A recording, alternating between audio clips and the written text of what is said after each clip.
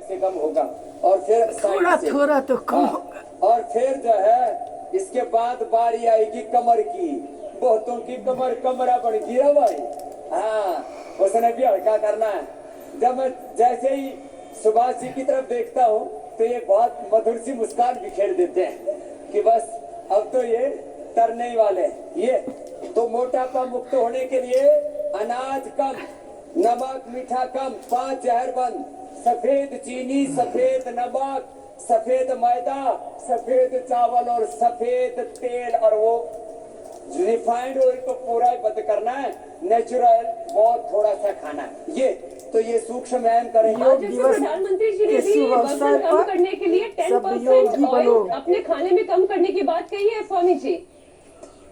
हाँ, 10% ऑयल तो कम करना है और ये करना है। तो देखो अब मोटापा का पहले तो सूक्ष्म व्यायाम, अब पूरा पैकेज हो गया। बोलो भारत माता की जय।